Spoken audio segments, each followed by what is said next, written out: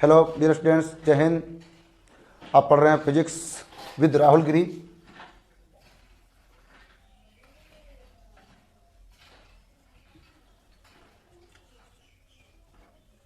Students, अभी तक हमने रिफ्रैक्शन एट प्लेन सरफेसेस पढ़ा हुआ है ना। इसमें ढेर सारी चीजें आपने देखा, total channel reflection, apparent depth जैसे कुछ इंपॉर्टेंट टॉपिक्स भी आपने देखे हैं। रिफ्रैक्शन ऑफ मल्टीपल मीडिया भी आपने देखा हुआ है। लेकिन अब बात आती है इसमें रिफ्रैक्शन एट कार्डो सरफेस की। मीन्स अब आपको थोड़ा थोड़ा क्लियर हो रहा होगा कि हम बढ़ने वाले हैं लेंस की तरफ। तो सबसे पहले हम क्या करेंगे देखेंगे रिफ्रैक्शन एट कार्डो सरफेस होता है तब ऑब्जेक्ट और इमेज के डिस्टेंस में क्या होती है बात। इस चैप्टर को जब से मैंने शुरू किया एक ही बात आप सुनते सुनते पक गए होंगे, ऑब्जेक्ट और image, relation between object and image distances. वही काम आगे भी होने वाला है ना। Relation between object and image distances when refraction takes place at curved surface. अभी पढ़ने चल रहे हैं यही बात। अभी हम फिर आगे चल करके पढ़ेंगे when refraction takes place at lens.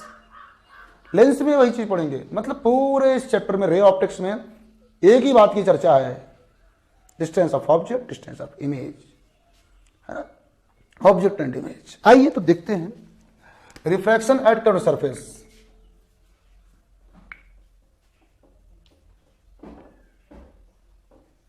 बन गया। Let us consider it's a curved surface separating two media having refractive indices mu1 and mu2.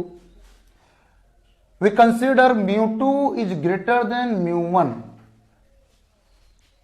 We are considering mu2 is greater than mu1, means medium second is denser in comparison to medium first. Here we can consider the center of curvature for this. And if we consider object here O placed at the axis, what is axis? Means principal axis. Midpoint of the curved surface is called as pole, and straight line passing through pole and its center of curvature is called as axis, principal axis. And this is object. Here we have placed object. आइए अब image कैसे बनेगी, रे diagram बनाते हैं। एक light रे तो ऐसे सीधे आएगी जो कि नॉर्मली इंसिडेंट हो रही है, सीधे निकल जाएगी। दूसरी लाइट रे को मैं इधर कहीं इंसिडेंट करा दिया पॉइंट ए पर नॉर्मल बनाइए। सेंटर ऑफ कर्वेचर से पॉइंट ए को मिला देने पर नॉर्मल मिलेगा हमको। ये नॉर्मल हो गया। लाइट रे रेयर मीडियम से डेंसर मीडियम में जा रही है ना। ये डेंसर मीडियम है जो कि आपको ये बात क्लियर कर दिया हूं मैं। तो लाइट रे नॉर्मल की तरफ बेंड होगी। ये देखिए इस तरीके से नॉर्मल की तरफ बेंड हुई, जाना था सीधे पर नॉर्मल की तरफ बेंड हुई, आकर के प्रिंसिपल एक्सिस पर यहां इस पॉइंट पे इंटरसेक्ट कर रही है। दो रिफ्लेक्टेड रे हो गई, reflected ray 1, reflected ray 2। These two reflected rays intersect each other at this point, means they form real image at this point. Real image of object O is formed at point I because the two refracted rays intersect each other at point I. Symmetrically, we can say if a light ray incidents symmetrically here at any point A rise, then the refracted ray will also pass through this point I. Okay. Let's see angle of incidence I, angle of refraction is R. Take these three angles as alpha, beta and gamma. At the point of object it is alpha, at the point of image it is beta, at the center of curvature it is gamma. We have considered the angles. Okay.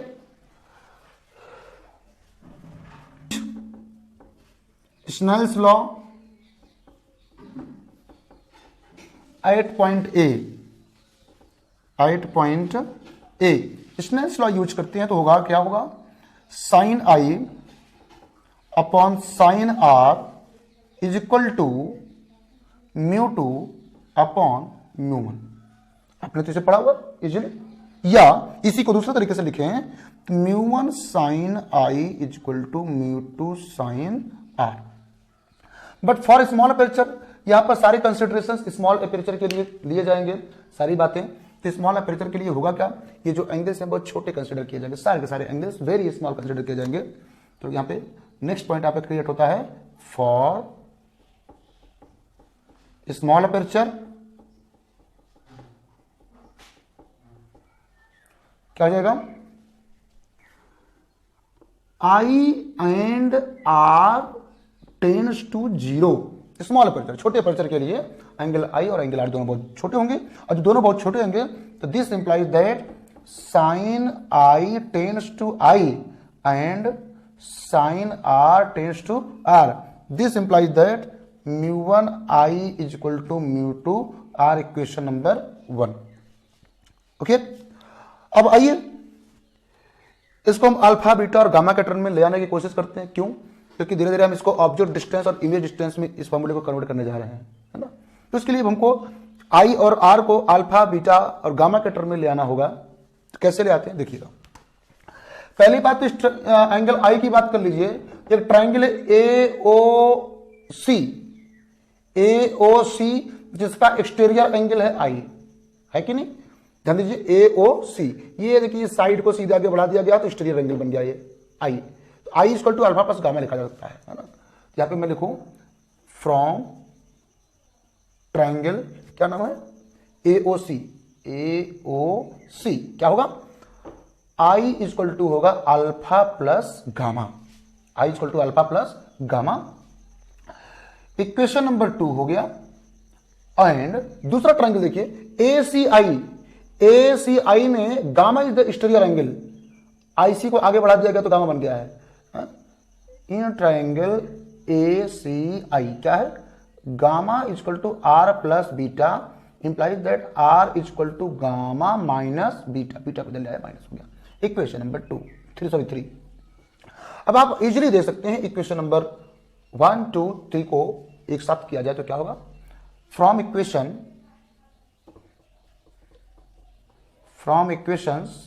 1, 2 and 3 what will be μ1 I की value क्या है, alpha plus gamma is equal to μ2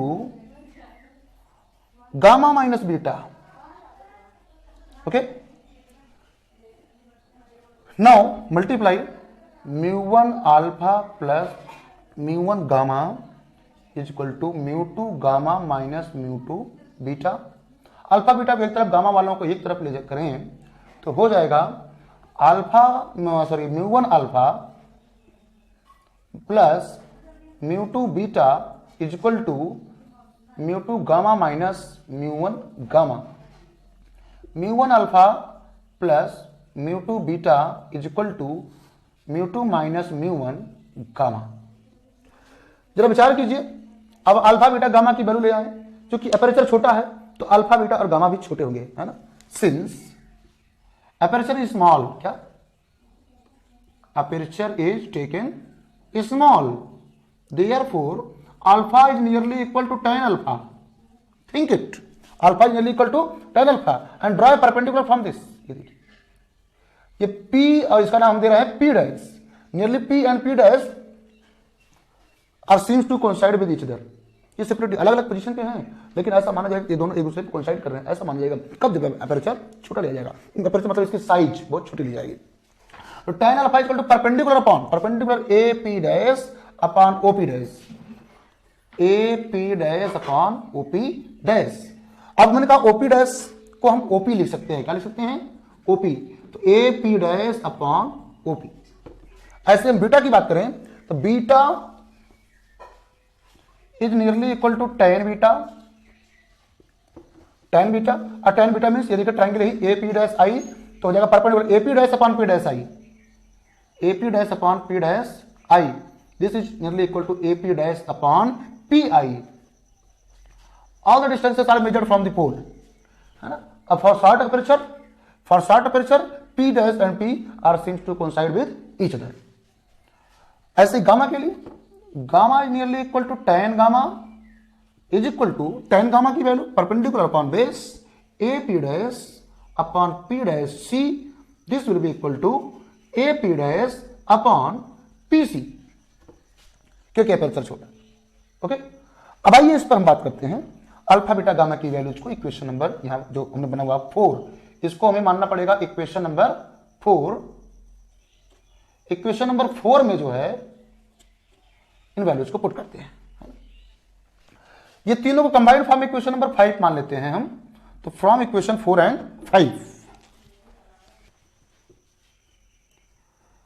upon OP plus ये म्यू2 beta की value क्या आई है, A P dash upon P I is equal to म्यू2 माइनस म्यू1, म्यू2 माइनस म्यू1 इंटू क्या, गामा की वैल्यू है A P dash upon P C. Okay students, आप इतना नोट करिए, मैं इधर की चीजों को थोड़ा इरेज करना होगा। हाँ, तो स्टूडेंट्स यहां पे देखिए एपीडेस कॉमन है, कैंसिल हो जाएगा, बचेगा क्या, म्यू1 अपॉन ओपी प्लस म्यू2 upon P I is equal to म्यू2 माइनस म्यू1 होल अपॉन पी सी। यदि आप अंडरस्टैंड करने की कोशिश करें, आइए ओपी पी आई और पीसी की वैल्यू निकालने की कोशिश हम करते हैं। यहां से ओपी ध्यान दीजिएगा, ये डिस्टेंस जो है चूंकि ऑब्जेक्ट डिस्टेंस है इसलिए यू से रिप्रेजेंट करेंगे। पी से लेकर के आई तक की जो डिस्टेंस है क्योंकि वो इमेज डिस्टेंस है इसलिए इसको हम वी से रिप्रेजेंट करेंगे। एंड सी तक की डिस्टेंस रेडियस ऑफ कर्वेचर है तो इसको हम आर से रिप्रेजेंट करेंगे। किससे, आर से, है ना, आर से रिप्रेजेंट कर लेंगे। ठीक, रेडियस ऑफ कर्वेचर। तो देखिए ओपी इसको लिखा जा सकता है, साइन कन्वेंशन हम यूज करें तो माइनस यू क्योंकि लेफ्ट में है, पी आई राइट में है तो P I equal to plus v and PC जो है ये भी राइट में है तो PC is equal to r, है ना, आर लिख सकते हैं। वैल्यूज को पुट करें, put these values in this equation, then we get म्यू1 upon minus U is equal to म्यू2 अपॉन पी आई की वैल्यू है V, sorry is equal to यहां पे प्लस है, इज इक्वल टू म्यू2 माइनस म्यू1 अपॉन पीसी का मतलब आर। इसको लिखा जा सकता है म्यू2 अपॉन वी माइनस म्यू1 upon U is equal to म्यू2 माइनस म्यू1 upon R. This is the single and best formula for the refraction at curved surface. ये किसी मीडियम में, किसी पेयर ऑफ मीडियम के लिए इजिली एप्लीकेबल है और सॉल्व किया सकता है। ध्यान रहे, इसको ड्राइव करते वक्त एक बात का विशेष ध्यान रखा गया है कि अपर्चर स्मॉल होना चाहिए। डेरिवेशन कोई कठिन काम नहीं है। मेरी समस्या अगर आप चाहें बहुत इजीली इसके डेरिवेशन को समझ सकते हैं। क्या कहा, पॉइंट एप्लाइड रे इंसिडेंट हुई, रिफ्रैक्ट हुई, आई पे इमेज बन गई और उसके बाद क्या हुआ आपने स्नैप का लगाया at point A, sine I upon sine R equal to म्यू2 अपॉन म्यू1 यूज किया तो म्यू1 equal to sine I equal to sorry म्यू1 into sine I equal to म्यू2 साइन आर हो गया। कि अपर्चर छोटा है, आई और आर दोनों छोटे होंगे तो साइन आई की जगह पे आर, आई और साइन आर की जगह पे आर पुट कर दिया, म्यू1 आई म्यू2 आर आ गया। उसके बाद क्या किया, या सिंपल सी बात मैंने कहा आप निकालिए अल्फा बीटा गामा के टर्म में आई और आर की वैल्यू। तो कैसे निकाला गया, क्या ट्राइंगल ए ओ सी से क्या है, I is the exterior angle for alpha and gamma, तो आई equal to alpha plus gamma, in triangle A C I beta plus R equal to gamma हो जाएगा क्योंकि गामा एक्सटीरियर है तो आर की वैल्यू हमें मिलेगी गामा माइनस बीटा। दोनों वैल्यूज को लगा करके यहाँ पुट कर दिया, यहाँ पुट कर देना हमको ये दोनों मिला, अंदर मल्टीप्लाई कर दिया। जब अंदर मल्टीप्लाई कर दिया तो हमको म्यू1 इंटू अल्फा मिल गया प्लस म्यू1 इंटू गामा। ये सॉल्व किया हमने, गामा वालों को एक तरफ किया, अल्फा बीटा वालों को एक तरफ किया, उसके बाद म्यू2 माइनस म्यू1 इंटू गामा मिला हमें। इक्वेशन नंबर 4 हो गया। बोला अपर्चर स्मॉल है तो अल्फा tan अल्फा इक्वल होंगे, alpha in equal to tan alpha, tan मतलब perpendicular upon base, AP dash upon OP dash. बोला कि अपर्चर छोटा है इसलिए P and P dash would like to coincide with each other, that means OP dash is equal to OP होना चाहिए तो OP डैश की जगह पे OP लिख दिया। ऐसे beta is equal to tan beta का मतलब परपेंडिकुलर अपॉन बेस, परपेंडिकुलर मतलब AP डैश, बेस मतलब P dash I, P dash I की जगह पे PI लिखा। उसके बाद फिर कहा gamma equal to tan gamma होगा, tan गामा का मतलब हो जाएगा perpendicular upon base, AP dash upon P dash C, P dash की जगह पे P लिखा जाएगा, PC हो गया। उसके बाद मैंने कहा इन वैल्यूज को जो है क्वेश्चन नंबर 4 में पुट कर देते हैं। तो म्यू इंटू अल्फा की जगह पे AP डैश बाई OP, म्यू2 इंटू बीटा की जगह पे AP अपॉन PI और उधर गामा की जगह पे AP डैश अपॉन PC। हर जगह से AP कॉमन था, कैंसिल हो गया तो म्यू1 अपॉन OP प्लस म्यू2 अपॉन PI इक्वल टू म्यू2 माइनस म्यू1 अपॉन PC बचा। OP is the distance of object from the pole that is written as minus U and PI means V, distance of image from the pole, and PC is the radius of curvature that is R. Values put किया गया तो μ1 upon minus mu two upon v equal to μ2 minus μ1 upon r, तो μ2 upon v minus μ1 upon u equal to μ2 minus μ1 upon r।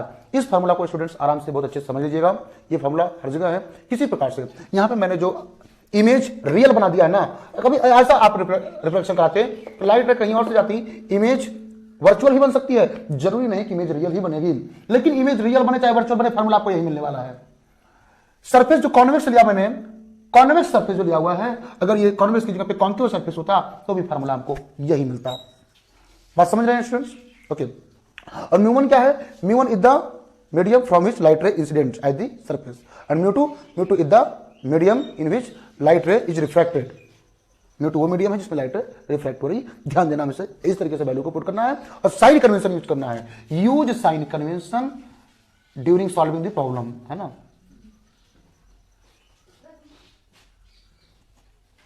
Okay, sign convention use करना है।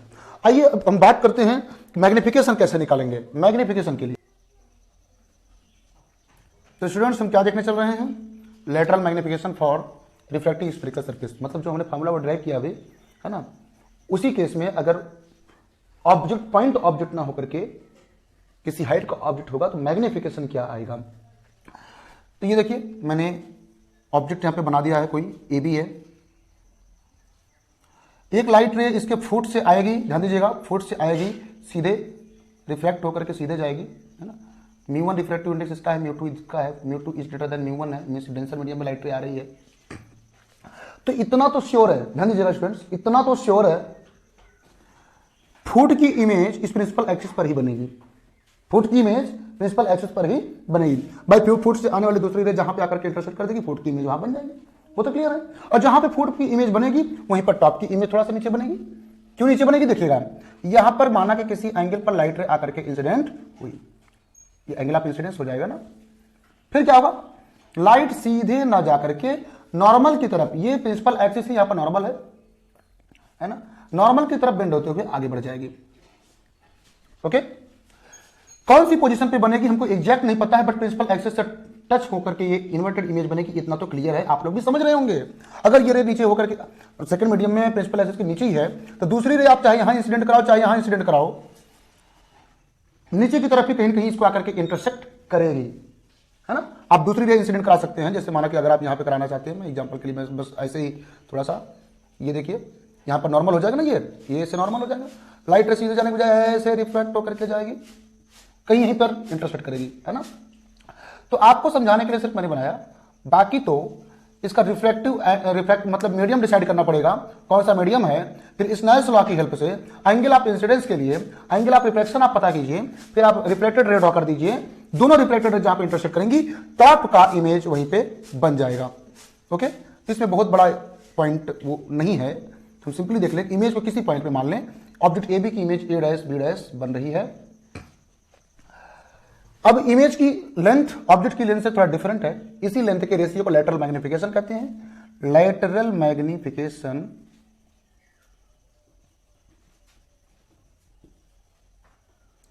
m is equal to A dash B dash upon A B, means height of image, height of image upon height of object.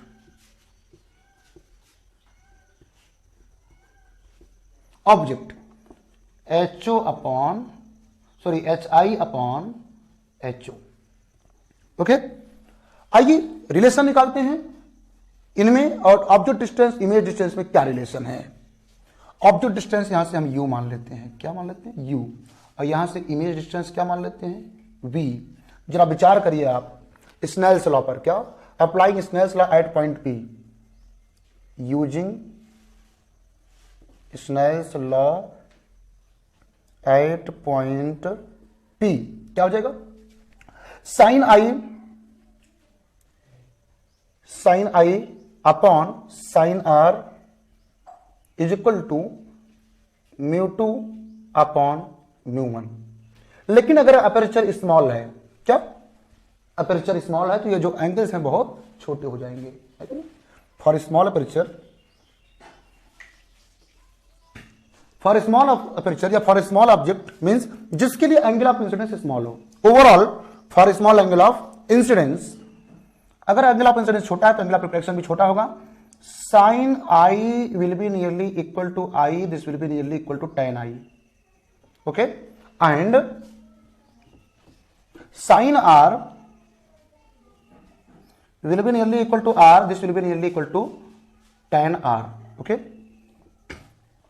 अब आइए बात करते हैं इसमें इसको put करते हैं, हो जाएगा this implies that μ2 upon μ1 is equal to tan i upon tan r, और tan i का मतलब हो गया perpendicular upon base, means A B upon U, means BP कह सकते हैं हम अभी, होल अपॉन tan r, ये एंगल ऑफ रिफ्रैक्शन r है तो A B dash upon P B dash,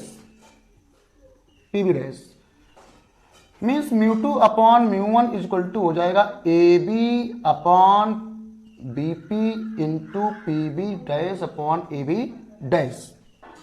हमको A B dash upon A B चाहिए तो इसको लेफ्ट साइड में लाते हैं, बाकियों को राइट में लाते हैं, तो A B dash upon A B is equal to क्या आ गया, A B dash upon A B equal to आ जाएगा μ1 into P B dash upon μ2 into ये नीचे क्या है बीपी।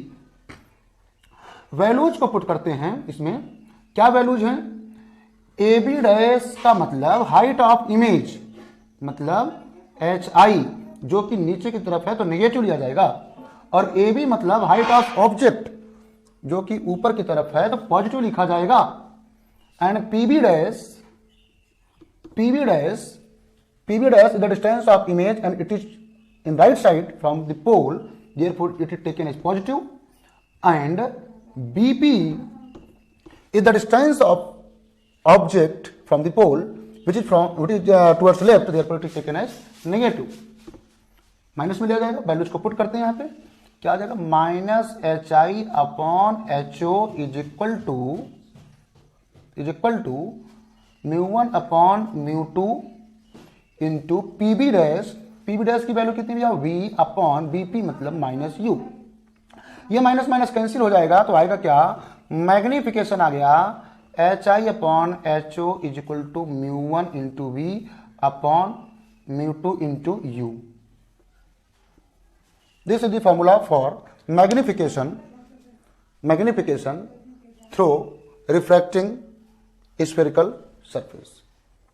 रिफ्रैक्टिंग स्फेरिकल सरफेस के लिए मैग्निफिकेशन के लिए फॉर्मूला है μ1 इंटू वी, μ1 इंटू वी मतलब distance of image upon μ2 into distance of object, and μ1 is the refractive index of the medium in which object lies and μ2 is the refractive index of the medium in which image is formed।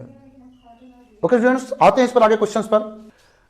Students इसी पर based एक question हम करते हैं। इसमें भैया बात यह है कि एक ऑब्जेक्ट है ओ जो कि वाटर में रखा हुआ है, कहाँ रखा है, वाटर, और इसी वाटर में दूसरा ये ग्लास स्फीयर है, ग्लास स्फीयर के दूसरे साइड से हम इस ऑब्जेक्ट को देखना चाह रहे हैं, तो इमेज की पोजीशन क्या होगी, क्या इमेज की पोजीशन क्या होगी, मींस वाटर के भीतर ग्लास स्फीयर है, ए से 20 सेंटीमीटर के डिस्टेंस पे ऑब्जेक्ट रखा हुआ है, दूसरे साइड से हम इस ऑब्जेक्ट को देखना चाह रहे हैं, इमेज की पोजीशन क्या होगी और उसका नेचर क्या होगा, रे डायग्राम भी बनाना है और कैलकुलेट भी करना है। आइए देखते हैं।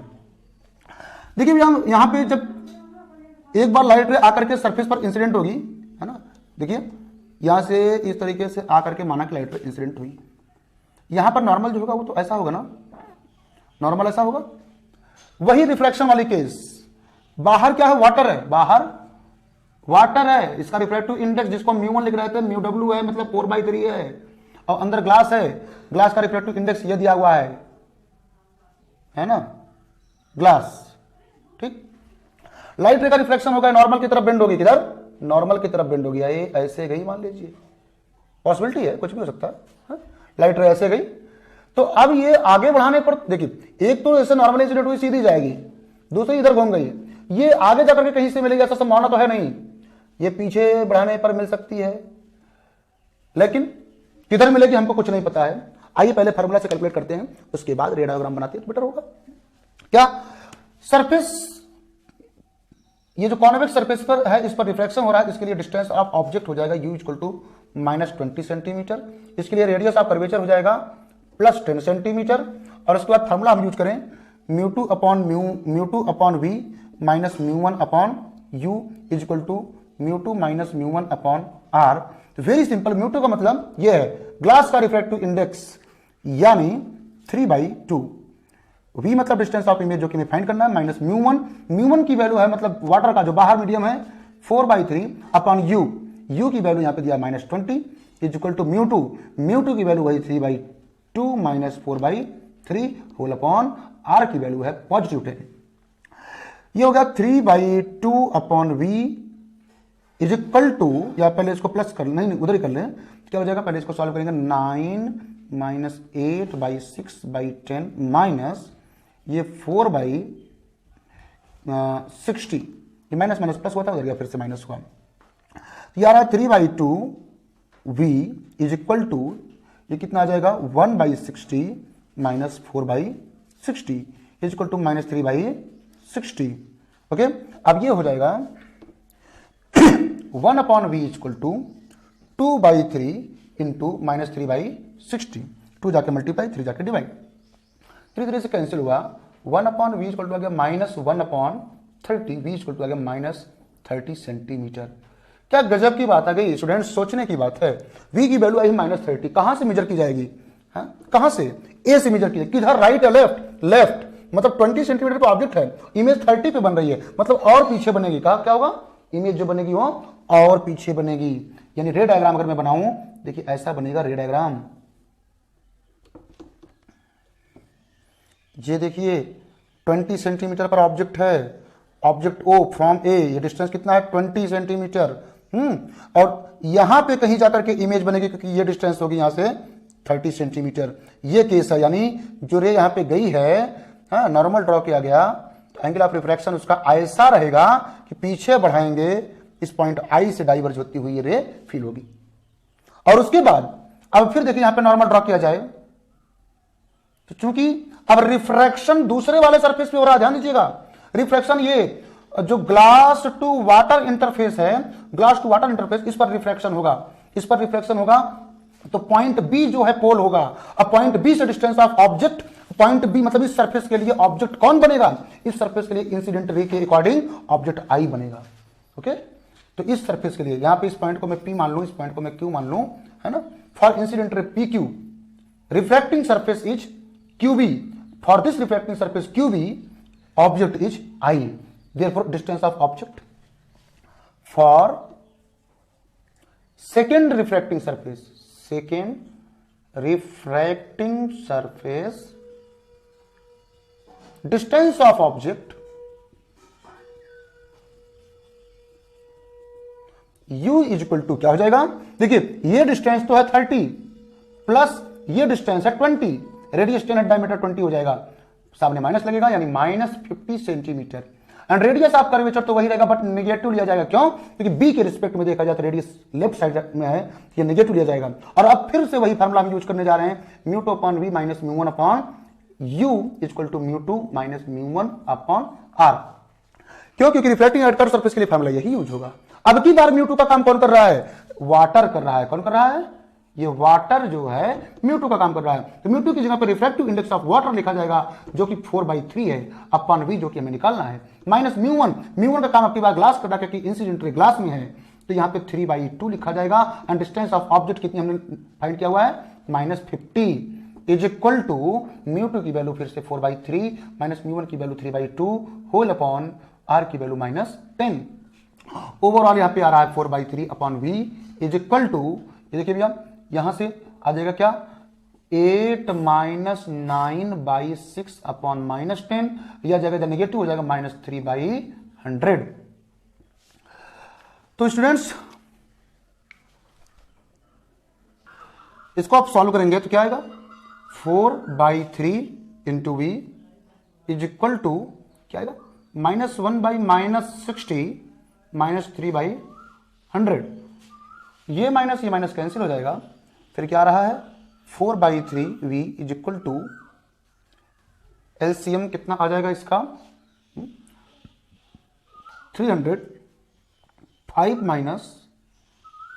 9 v इक्वल टू आएगा 3/4 इंटू -4/300, 4 से कैंसिल, ये आ गया v इक्वल टू, सॉरी यहाँ पे 1/v था, तो v इक्वल टू आ गया -100 सेंटीमीटर, -100 सेंटीमीटर। और बड़ी समस्या, मतलब और पीछे, कहां से, b से 100, कहां से, b से 100, कितना, इधर लेफ्ट साइड में, नेगेटिव डायरेक्शन है, यानी b से 100 का मतलब हुआ लेफ्ट साइड में 100 सेंटीमीटर पर, यानी ये डिस्टेंस तो 20 हो गई, और आगे भी 80 जाना पड़ेगा, यानी 80 सेंटीमीटर फॉर्म है। हम देखें, ये यहां कहीं फाइनल इमेज बनेगी, I1 is the final image, है ना, और ये कितना डिस्टेंस पे होगा, 80 सेंटीमीटर, कहां से, ए से, चूंकि इधर ये 20 है तो हो गया 100।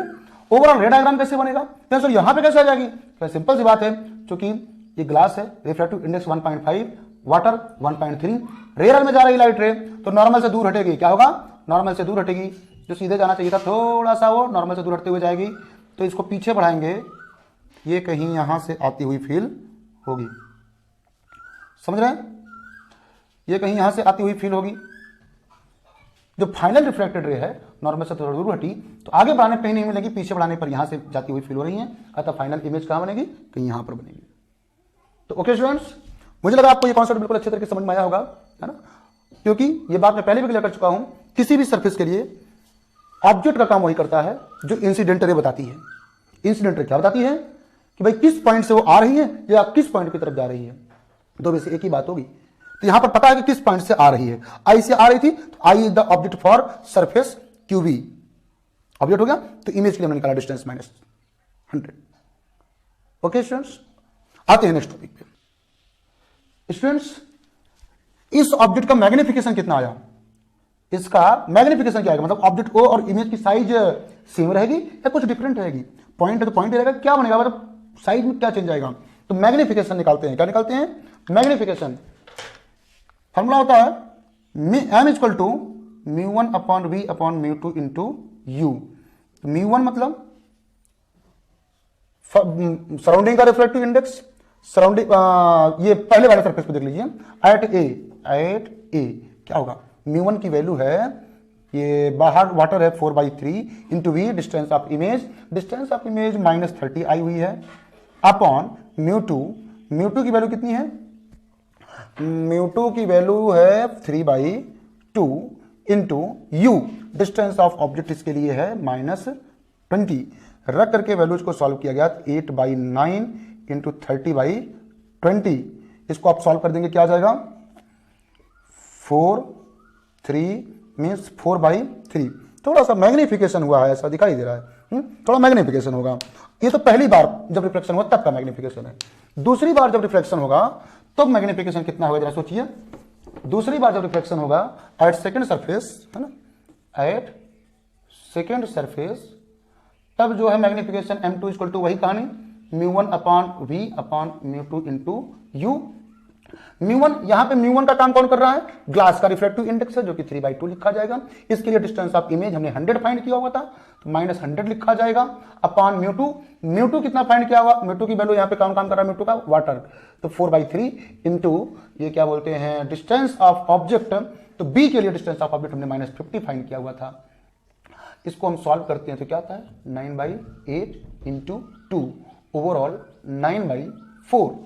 ओके, दो बार इमेज, दो बार मैग्निफिकेशन हुआ है, तो टोटल मैग्निफिकेशन जो होगा, टोटल मैग्निफिकेशन जो होगा वो कितना होगा, m equal to m1 into m2, m1 की वैल्यू है भैया 4/3 और m2 की वैल्यू है 9/4।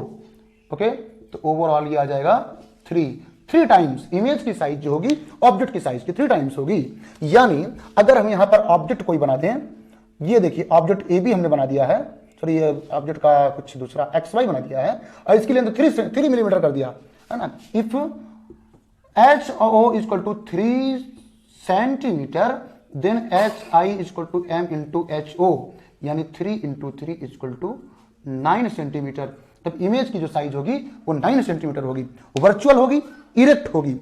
मैग्निफिकेशन पॉजिटिव आया है, यानी इमेज इरेक्ट होगी और वर्चुअल बनेगी, ऐसा हमने यहां पे डायग्राम में देख लिया है। तो ये डायग्राम भी बना दिया हमने, मैग्निफिकेशन का कॉन्सेप्ट भी बता दिया आपको, ऑब्जेक्ट डिस्टेंस, इमेज डिस्टेंस भी हमने से बता दिया। तो मुझे लगता है कि इससे रिलेटेड जितनी चीजें थी आपको सारी बातें मैंने बता दिया है, आपको इस पर कोई डाउट और नहीं होने चाहिए। कुछ क्वेश्चंस हम आपको देंगे ग्रुप में, है ना, आप उनको सॉल्व करिएगा, जो आए ठीक नहीं आया तो ग्रुप में बताइएगा, हम आपको डिस्कशन करेंगे। तो आप जरूर हमारे साथ ग्रुप में जुड़ जाइए। व्हाट्सअप लिंक मेरा डिस्क्रिप्शन में लिखा हुआ है, तो व्हाट्सअप नंबर आप सेव कीजिए और ग्रुप में जुड़िए, और तब जो है आप अपने क्वेश्चंस को डिस्कशन कीजिए और जो नहीं आ रहा उस बातों को बताइए। ओके स्टूडेंट्स, थैंक यू, मिलते हैं नेक्स्ट लेक्चर में नेक्स्ट टॉपिक के साथ।